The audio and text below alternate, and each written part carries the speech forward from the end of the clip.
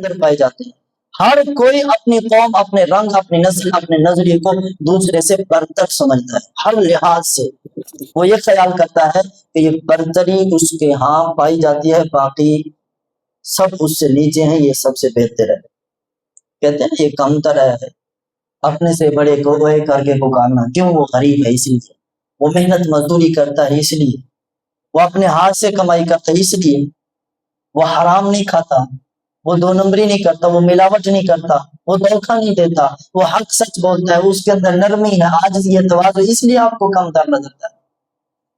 یہی تفاخر غرور آگے چل کر پھر نفرتوں، چپقلشوں اور مقابلوں اور جنگوں کی صورت اختیار کر جاتا ہے، جس کی وجہ سے امن برباد ہو جاتا ہے۔ اسلام اس چیز کی اجازت نہیں دیتا۔ اسلام کسی ذات، پات، رنگ، نسل کو، قومیت کو کوئی فضیلت نہیں دیتا، صرف اور صرف تقویٰ اور پرہیزگاری ہی کو فضیلت کا معیار قرار۔ ان اکرمکم عند اللہ اتقاکم۔ آج سے ہم یہ ذہن بنا لیں، اپنے آپ کو سنبھالنا شروع کر دیں۔ پہلے کیا ہوگا؟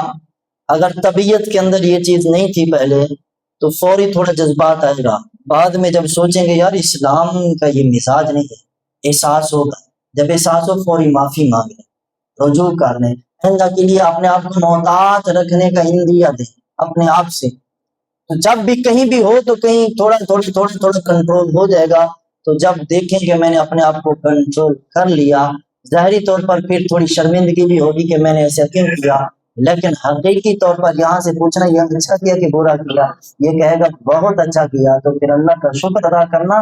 شیطان بڑی کوشش کرے گا تیری اس نیکی کو ضائع کرنے کے لیے، 100 خیالات کہ تو کمزور ہو گیا، تو یہ ہو گیا، تیرا معاشرے برادری کے اندر کیا رہ جائے گا، بڑی کوشش کرے گا آپ کی اس نیکی کو ضائع کرنے کی، لیکن آپ نے کبھی بھی اس کے اس نرغے میں نہیں آنا۔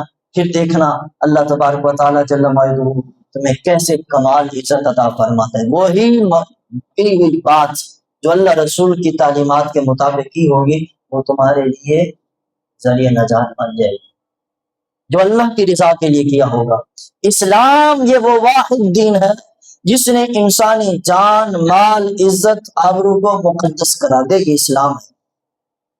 پوری دنیا کے کوئی بھی مذاہب، کوئی بھی قانون اس کے مقابلے میں نہیں ہے۔ یاد رکھنا، کسی قسم کی ظلم و زیادتی کسی بھی انسان پر بھی اسلام یہ بالکل گوارا نہیں کرتا۔ نبی صلی اللہ علیہ وسلم نے ارشاد فرمایا یا ایھا الناس، اے وہ لوگو، ان دماءکم و اموالکم و اعراضکم علیکم حرام الی ان تلقوا ربکم کحرمت یومکم ھذا و کحرمت شہرکم ھذا فی بلدکم ھذا و انکم ستلقون ربکم۔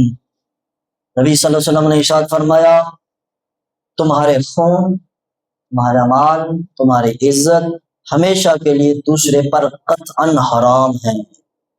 عزت ہو، مال ہو، خون ہو، کسی قسم کا بھی ہو، دوسرے پر حرام فرما دیا۔ کیوں؟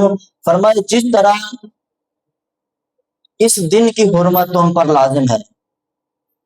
حج کے موقع پر نبی صلی اللہ علیہ وسلم نے فرمایا جس طرح آج کے دن کی تعظیم اور اس مقام بیت اللہ کی تعظیم اور اس شہر کی تعظیم تم پر لازم ہے، اسی طرح مسلمان کی جان، مال، خون کی حرمت بھی تم پر لازم ہے۔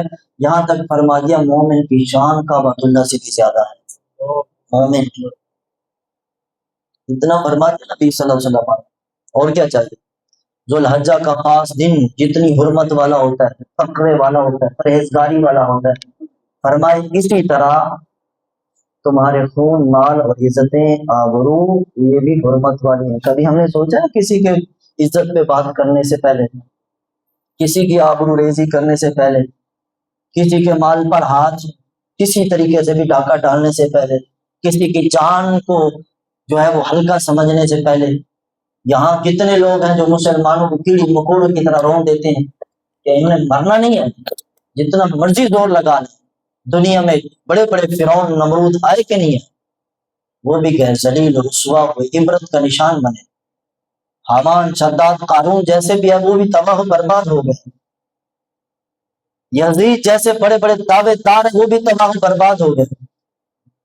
جب اللہ تبارک و تعالیٰ چاہتا ہے تو پھر ایک لمحہ کے اندر ہی ساری بڑی بڑی طاغوتی قوتوں کو زیر فرما دیتا ہے۔